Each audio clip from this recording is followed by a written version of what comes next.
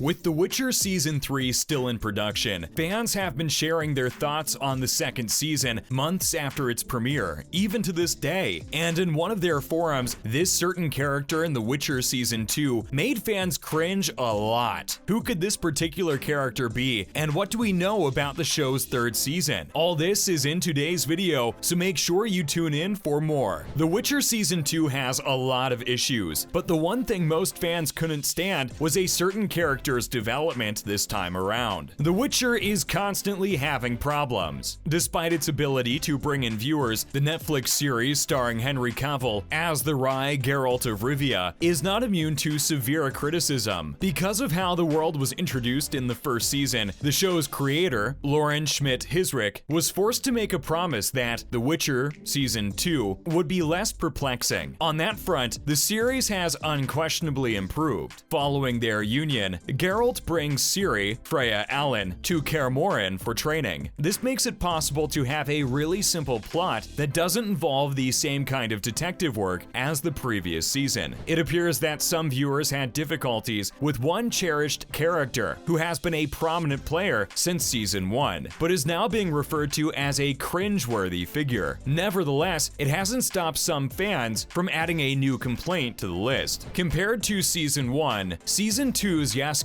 is much less loved by the fans. On paper, it would appear that fans would enjoy Jaskier, Joey Beatty, Geralt's platonic life companion. The quick-witted bard is a constant annoyance to Geralt because he's always got a story or song about the White Wolf to share. Even though The Witcher is known for these characteristics, some Reddit users seem to have been less and less impressed with him throughout Season 2. One Redditor who goes by the username Blocker1980 has shared their thoughts on this character for the season, and they're not liking it. Those Jaskier scenes are some of the most heavy-handed comedic release attempts I've ever seen. That's just horrific. That show is trotting a very thin line to becoming stale. Jaskier is really absent for a large portion of Season 2's opening scenes before Yennefer, Anya Chilatra, is forced to flee persecution due to her elven ancestry. To get aboard a ship, she bumps into the Sandpiper, an old friend. Even though Jaskier has a lot of admirers and an excellent actor playing him, it wasn't enough to make him popular with everyone, especially considering the dramatic change in his demeanor. Some claim that he didn't appear nearly frequently enough to earn the same level of support from viewers as he did in the first season, and that this time, his jokes didn't always land. Jaskier was severely underutilized this season, according to Redditor Maya Amis, who also posted a remark in the thread. She claimed that what little screen time was given to him was forced. What little screen time Jaskier did get left him as primarily merely humorous relief, with no emotional resonance. They also noted that his lines were frequently very cringy. Jaskier was essentially reduced to a slapstick character with little to offer. But according to one of the show's executive producers, Jaskier's sense of humor is a collaborative process. One scenario in particular that can serve as a good illustration of what annoys viewers is when a dock worker recognizes Jaskier as the bard who wrote "Toss a Coin" while he is trying to whisk Cahir, Iman Farron, and Yennefer away. The dock worker criticizes Jaskier for his confusing storytelling, which is obviously a meta-reference to the criticism of Season 1's multiple intersecting timelines. Lauren Schmidt-Hissrich informed Digital Spy that was on purpose when she spoke with them. "One of the things that I love to do is interact with fans. I do it probably a little too often for anyone's taste," Hissrich explained. "But I also hear what they're saying, and the truth is, the dock guard's opinion is a completely valid opinion of Jaskier's storytelling." It is funny that the showrunner made a point to mention this issue and to argue that it is warranted in the scenario, because many fans did not like the intertwining time frames of the first season. She wasn't the only one who contributed though. Beatty also helped, doing a lot of improvs. "It was a night shoot," the actor recalled about the scene. "I was very tired, and when I get tired, my improvisation, I tend to wander. It's like having a jazz bassist taking the bass line for a walk." If you think Jaskier is the only thing fans have been disappointed about in The Witcher Season 2, you're dead wrong, because apparently there are a lot of things that disappointed fans in The Witcher Season 2. Are you curious to know what these are? Then keep on watching to know more. In this latest season, several fans fans claim that the story disrespected Kaer Morhen. One of the series' most significant sites and one of The Witcher 3's top objectives is Kaer Morhen. The brothers repose for the winter at the Witcher Fortress. When Geralt shows up, his pals kindly welcome him in. However, the stronghold receives disdain in the Netflix series. Many of the Witchers invite women to a celebration one evening in their remote resting place. In line with the idea of keeping its whereabouts a mystery, Redditor ShweepZ9